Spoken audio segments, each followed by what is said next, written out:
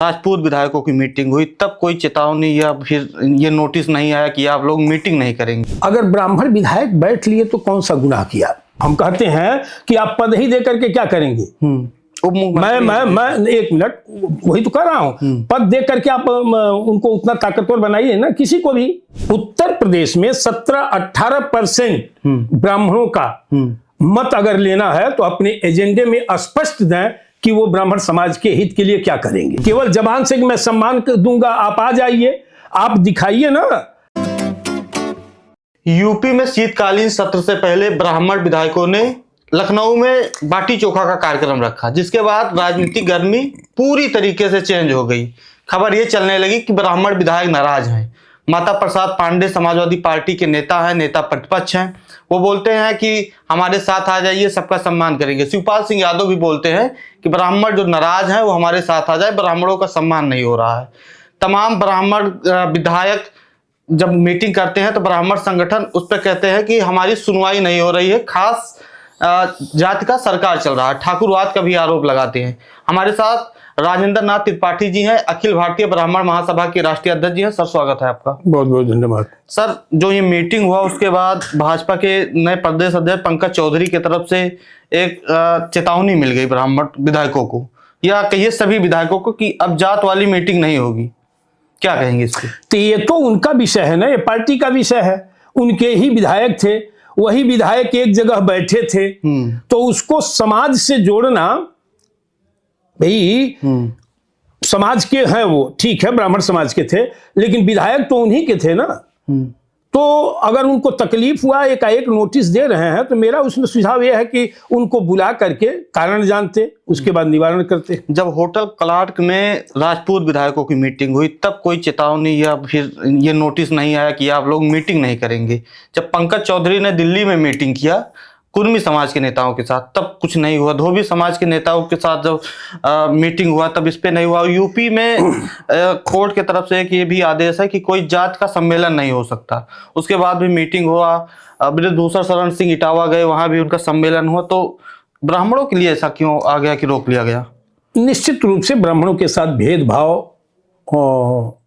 हो रहा है, इसे नकारा नहीं जा सकता है। हो सकता है इन्हीं सब विषयों को लेकर के वो विधायक बैठ करके, कारण उनको अब जवाब देना अपने क्षेत्र में पड़ता होगा, तो हो सकता है इसी विषय को लेकर के बैठे हों। लेकिन अभी आपने कहा कि सभी जातियों की बैठकें चल रही हैं, उसमें भाजपा के वरिष्ठ नेता प्रदेश अध्यक्ष जी भी धोबी समाज में बैठे थे, या क्षत्रिय समाज का हुआ। तो अगर ब्राह्मण विधायक बैठ लिए तो कौन सा गुनाह किया। थे तो उन्हीं के विधायक, और कभी बगावत की बात भी नहीं रही। तो हो सकता है कि आपस में लोग निर्णय ले रहे हों कि आखिर में पार्टी कैसे हमारी सुरक्षित रहेगी, हमारे समाज में जो असंतोष व्याप्त है वो कैसे हम लोग ठीक कर पाएंगे। ये तो पूछना चाहिए उनको, हंटर नहीं चलाना चाहिए। दो लोगों की मीटिंग सर रोका गया। राजकुमार भाटी पीडीए सम्मेलन कर रहे थे, या कहिए सपा के जो नेता थे पीडीए सम्मेलन कर रहे थे, उनकी मीटिंग में पुलिस जाती है, रोकती है। और आप लोग की मीटिंग में माननीय विधायक थी, पुलिस तो नहीं जाती है, लेकिन एक दो दिन बाद पंकज चौधरी और तमाम ऐसा बयान आना शुरू हो जाता है कि ऐसा अब हुआ तो गलत हो जाएगा, मतलब चेतावनी दे दिया जाता है आपको। देखिए, यह एक जनता को बेवकूफ बनाने का, ये राजनीतिक दलों का और नेताओं का यह है। हम कहते हैं कि जातीय बैठकों पर, सम्मेलनों पर आप रोक लगा रहे हैं, जबकि ऐसा कोई सुप्रीम कोर्ट का आदेश नहीं है, यह सरकार का आदेश है। तो मेरा कहना है कि जब तक जाति आधारित सरकारी सुविधाएं दी जाएंगी, जाति के आधार पर आरक्षण दिया जाएगा, जात के आधार पर जब तक सर्टिफिकेट जारी होते रहेंगे, तब तक ये रुक नहीं पाएगा। अब इसके माध्यम से मतदाताओं को, विभिन्न जाति के लोगों को प्रताड़ित किया जा सकता है, लेकिन सम्मेलन और बैठकें रोकने का मतलब ये तानाशाही है, नहीं रोका जाना चाहिए। जो जातीय गुणागणित सेट करके पंकज चौधरी जी को बनाया गया, आपने कहा कि आरक्षण जात के नाम पे नहीं देना चाहिए। आरक्षण तो सामाजिक बराबरी के लिए दिया जाता है, ऐसा कहा जाता है। नहीं, ठीक है, आरक्षण उनको दीजिए ना, आरक्षण को आर्थिक आधार बना दीजिए, ताकि सभी जाति के, सभी वर्ग के गरीबों को उसका उचित लाभ मिल सके। अब आरक्षण जो की परिधि में जो जिस जाति के IAS IPS हैं, उन्हीं का लड़का IAS IPS बनेगा। मंगरू, घुरहू, कतवारू के भी बच्चे जो प्रतिभावान हैं उनको आरक्षण का लाभ मिलना चाहिए। हम तो आरक्षण की वकालत कर रहे हैं, मैं विरोध नहीं कर रहा हूं, लेकिन जातीय आधार पर आरक्षण का मैं घोर विरोधी हूं। जो पात्र है, जो आरक्षण की परिधि में आता है, उस गरीब बालक को अगर नहीं उसका हक मिलता है, वो सुविधा नहीं मिलती है, तो मैं ऐसे व्यक्ति के साथ खड़ा हूं, ऐसे समाज के साथ खड़ा हूं। अच्छा, आरक्षण के विरोध से हमको क्या मतलब है? क्या है विरोध करेंगे भाई? लेकिन जिसके लिए बना है उसके उचित पात्र को उसका लाभ मिले, उसके हक पर डकैती नहीं। दूसरा मुद्दा हो जाएगा वो मायावती जी की जब सरकार थी, सतीश चंद्र मिश्रा जी थे, सपा की जब सरकार आई, माता प्रसाद पांडे जी सहित तमाम दर्जनों मंत्री थे, राज्य मंत्री, कैबिनेट मंत्री को ले लीजिए।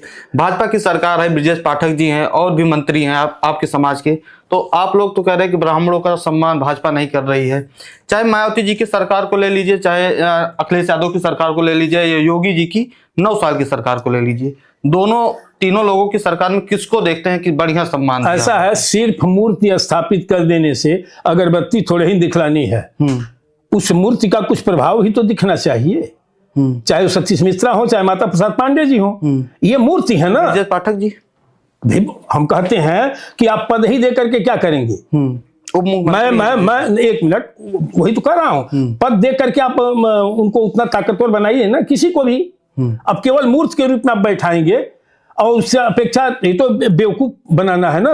आप दीजिए ताकतवर व्यक्ति को, ऊर्जावान व्यक्ति को देखिए और कह दीजिए कि अगर वोट बैंक के आधार पर आप जातियों का समीकरण ठीक कर रहे हैं तो आप उनसे कहिए कि आप ये ठेकेदारी मैं आपको दे रहा हूं विशेष रूप से कि आप अपने वर्ग में असंतोष न उत्पन्न होने दीजिए, अपने वर्ग के पीड़ितों का ख्याल रखिए, इतना अधिकार भी तो दीजिए। करेगा कोई आदमी? केवल आप मूर्ति और फोटो लगा देंगे उसी का कि जो S sir, double sir, triple sir करेगा, और ऐसे लोगों को प्रतिनिधित्व देंगे और कहेंगे कि समाज का मैं भला किया। अच्छा, ब्रजेश पाठक जी ब्राह्मण समाज के नेता हैं, बड़े नेता हैं, वो मंत्री भी हैं, इससे पहले शर्मा जी थे। तो क्या देखते हैं, ब्रजेश जी काम नहीं कर रहे हैं समाज के लिए? जो मीटिंग हो रही है उसके बाद फटकार भी लग रही है। ब्रजेश जी की जितनी क्षमता है वो करते हैं, ब्राह्मण के साथ साथ सब समाज के लिए करते हैं। आप किसी दिन अनुभव करिए जाकर के उनके दरवाजे पर, चाहे दिनेश शर्मा जी के यहाँ, तो ये नहीं कहेंगे कि आप अमुक व्यक्ति हो या अमुक जाति के हो, अमुक धर्म के हो, मैं आपकी बात नहीं सुनूंगा। प्राथमिकता से सुनते हैं। मैं अक्सर जाता हूं, देखता हूं इन दोनों नेताओं को, तो इनकी कार्यप्रणाली है कि भेदभाव नहीं करते, और यही ब्राह्मण धर्म भी है। वहां बाद नहीं दिखेगा आपको कहीं भी, चाहे दिनेश शर्मा जी के यहाँ, चाहे ब्रजेश पाठक जी के यहाँ। पीड़ित मानवता की रक्षा की दिशा में ये दोनों नेता कार्य करते हैं। और मैं खुद कह रहा हूं कि सप्ताह में एक दिन जरूर जाऊंगा, तमाम अपने संगठन और समाज की समस्याओं को लेकर के उसका वो निस्तारण करते हैं। विपक्षी जो दल हैं, चाहे शिवपाल जी का बयान हुआ, चाहे माता प्रसाद पांडे जी का बयान हुआ, उनका बयान यह था कि ब्राह्मण समाज का शोषण हो रहा है, हमारे साथ आ जाइए, पूरा सम्मान देंगे। उसके बाद क्या लगता है, ब्राह्मण महासभा भाजपा के साथ जाएगी, या ब्राह्मण समाज भाजपा के साद जाएगा, या विपक्षी दल के साथ रहेगा? सारे राजनीतिक दल अपना एजेंडा स्पष्ट करें कि उत्तर प्रदेश में 17-18% ब्राह्मणों का मत अगर लेना है तो अपने एजेंडे में स्पष्ट दें कि वो ब्राह्मण समाज के हित के लिए क्या करेंगे। पहले वो अपना एजेंडा स्पष्ट करें, तब वो बुलाएं किसी को, मैं आपको सम्मान दूंगा। केवल जबान से कि मैं सम्मान दूंगा, आप आ जाइए, आप दिखाइए ना, सार्वजनिक करिए कि ब्राह्मण समाज के लिए मैं ये करूंगा, जैसे अन्य जातियों के लिए है वकालत करते हैं, उसी तरह से अगर वो प्रमुख अंग मानेंगे तो निश्चित रूप से ब्राह्मण जहां अपना हित देखेगा वो कार्य करेगा।